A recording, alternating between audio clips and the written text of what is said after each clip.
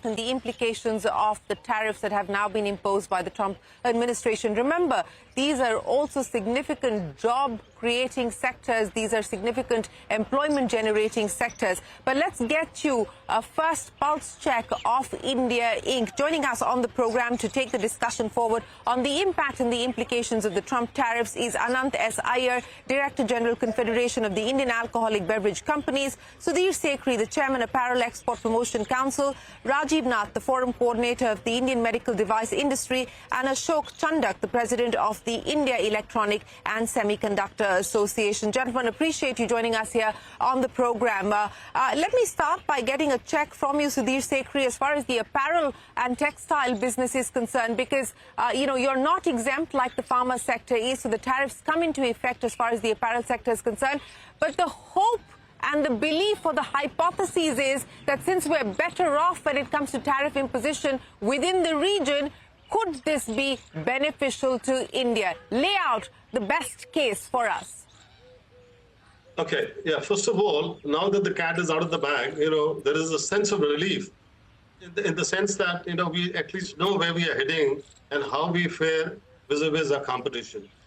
Now, see, as far as apparel is concerned, we really stand to gain a bit when it comes to our competition. Because be it Bangladesh or be it China, their tariffs are anything 10% to 20% higher than those imposed on us. However, I think that is seeing it in a very narrow sense, because what is happening here is the US importers, they've already started asking for discounts and cancellations. Now, this is a big issue for us, and this needs to be addressed by the government. They have to take it up with the government there, or, like China did, when 10% tariff was imposed on China, many retailers, they started pushing manufacturers to reduce prices. And that's when the China government stepped in, and they said they warned these retailers that they'd be blacklisted if they continue with this kind of a thing. So that is one part of it. The second part is I just want to interrupt you there. I want to interrupt you there because what you're saying is very important. So I want to understand this for the benefit of everybody watching. You're saying that order cancellations have already started, and the call and the ask for discounts have already started on account of the tariff imposition, or even before the tariff imposition? Okay. Well, actually, the discussion started last week. And now that the tariffs, it's now clear what it is. So discounts, they've started canceling orders. And in fact, last night we received a message from buyers asking for discounts.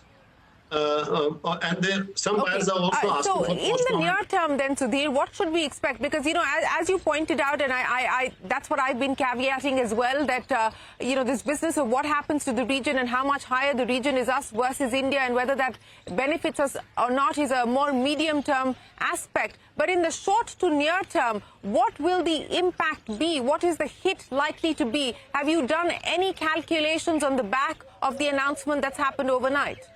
Yes, like I said, in the immediate term, this is what they're asking. But obviously, we cannot, the kind of discounts they're asking, anything from 15 to 20%, that is definitely not workable. We don't work on very 5-6% net profit, and we definitely cannot afford this. So we have to take a stand, and we'd like this government to support us on that. Now, coming to the other aspect, of course, yes, we will become competitive when it comes to our neighbors. But let's not forget that there are many other countries where the US is buying garments from those countries, but they're not buying much because of the higher cost of production. Now, let's take Turkey as an example. Now, Turkey has they've been subject to a tariff of 10% only. So which means the difference between Turkey and India is today 17%. Now, the 17% will more than offset the higher cost of production in Turkey. So obviously, I think a lot of business might move to Turkey. Similarly, Germany, even the European countries where the tariff is now 20%, there is a differential of 7%. Maybe that 7% may not offset the difference in cost of production. But look at the NAFTA countries, Dominican Republic, for instance, Egypt, Jordan. Egypt has been hit with 10%. So they are 17% lower than us. Dominican Republic, 10%. Okay. I mean, a lot of American production is still being carried out in DR. So that is going to, DR is going to gain, and a lot of business is going to move. So, it's very difficult to predict what exactly is going to happen in the next 3 months, next to 3 to 6 months. But immediately this is this is the negatives that we see. This is the downside we see. The upside is, yes, okay.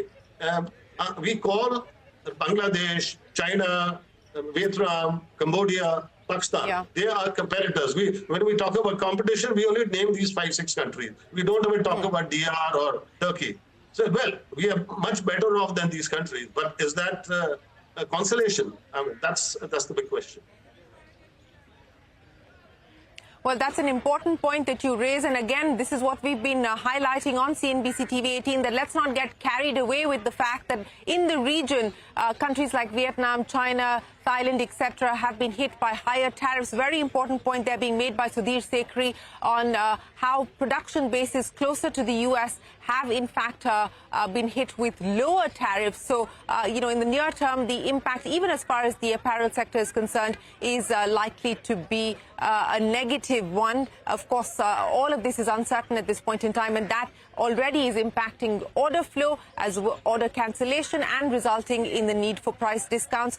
The call there from the apparel trade body is that the government needs to step in. But let me also go across to Rajiv Nath, Forum Coordinator at the Association of Indian Medical Device Industry. Mr. Nath, many thanks for joining us. The pharmaceutical sector at this point in time is exempt, so there is a sigh of relief there, but not so for the medtech sector. What will the impact be?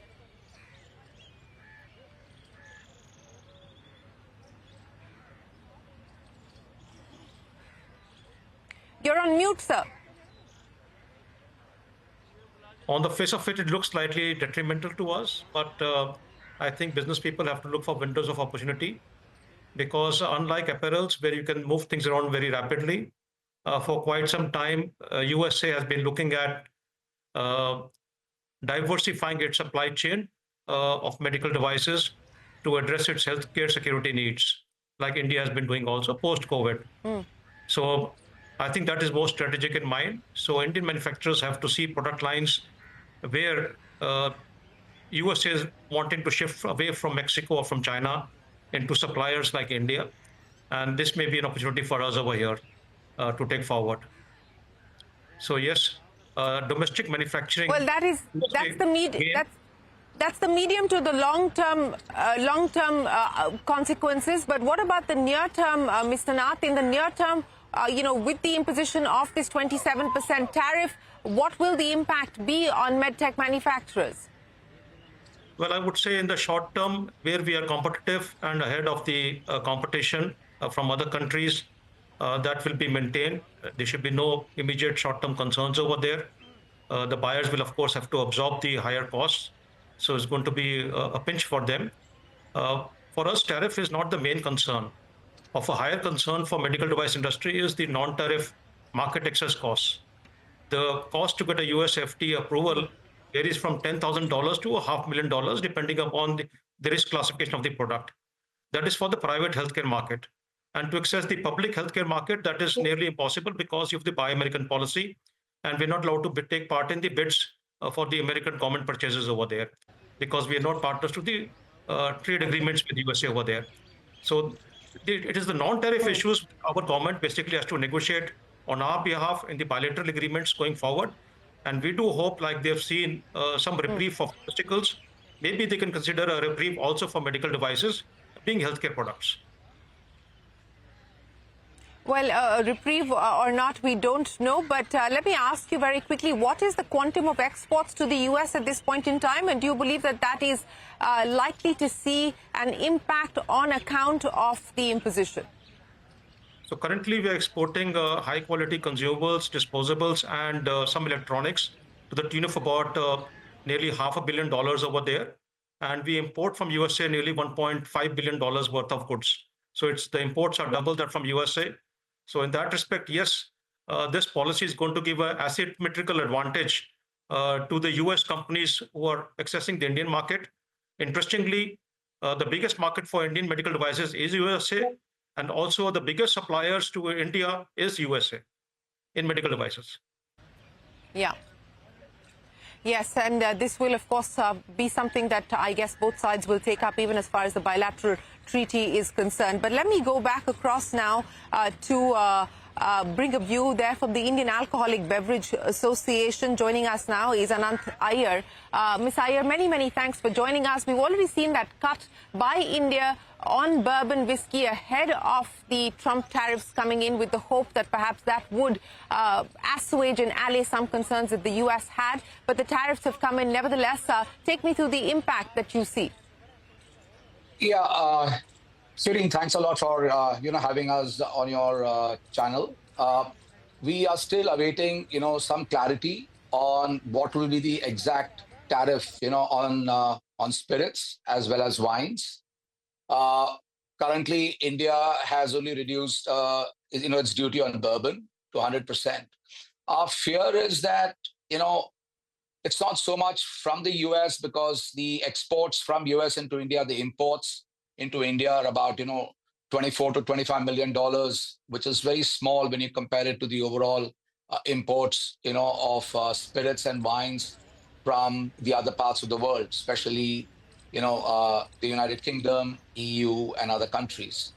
So our fear is that there are other FTAs now in the on the table, and those countries should not use whatever concessions we give to the US as a benchmark for discussions, because that doesn't safeguard the interests of our members and our industry. As you know, our industry is a state subject.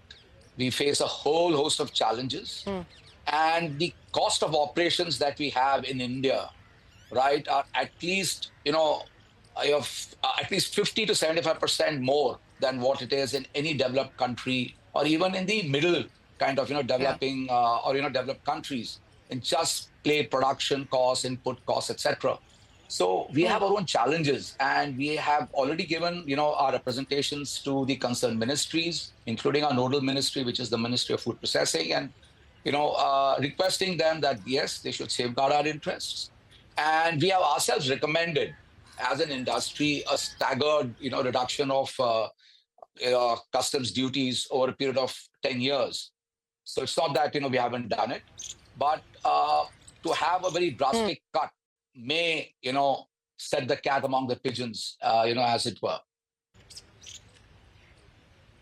Yes, because there is a negotiation underway with the EU as well, and of course that is going to be one of the items there. Of course, will be wine and spirits will be up for discussion and debate. And your fear is that if India cuts on this, just as we have done as far as bourbon whiskey is concerned, that will open up the room for negotiation there as well. Let me bring in Ashok Chandra, the president of the Indian Electronic and Semiconductor Association, into the conversation. Mr. Chandra, many thanks for joining us. Very quickly, the near-term impact, the short-term impact of the tariff imposition, and of course, eventually the silver lining as well, but the near-term impact. I don't see any major near-term impact, except for the fact that whatever exports we do to United States, almost like $12 billion of electronics, if there is a short-term demand reduction in US because of the prices going up for the consumers, that's the only impact I would see. But India is well placed as of now compared to the other electronics and semiconductor exporting countries such as China, Vietnam, Taiwan, Thailand, as well as Mexico. So overall, we are, I would call, at a positive edge, and it depends on India now. How do we make use of the opportunity that is available? And I want to add one point over here, that recently one policy was announced on PLI for electronic components, and I call this as one of the winning trio for India now. The PLI for electronic components, there is a PLI running for electronics manufacturing, and there is a Semicon India program. All three put together creates a very good combination of a value addition for electronics manufacturing, and India need to capitalize on these policies and ramp up faster. So short term, no major issue. Long term, yes, maybe United States electronics manufacturing industry would get developed, but still I would call the demand in US for electronic goods is tremendous. It's quite huge. It's almost like a $500 billion. So we will still have a huge opportunity to go forward and expand. Well, that is the hope that as far as the electronic sector is concerned, this could be a silver lining. This could be an opportunity as we see significant tariffs being imposed on the likes of China, Vietnam, etc. But of course, in the near term, as the gentleman was pointing out, the fear is what will the tariffs do to global demand? What will the tariffs do to global growth? Is the U.S. possibly headed into a recession? That is now an issue up for discussion and debate. Gentlemen, appreciate you joining us here on CNBC-TV18 for the first pulse check of India Inc. on the Trump tariff imposition, what it means for India and its different sectors in the near, medium and long term. We are going to take a break here, but we will continue with Trump Watch and the tariff plan right after this. Stay tuned to CNBC-TV18. Big news breakers coming up.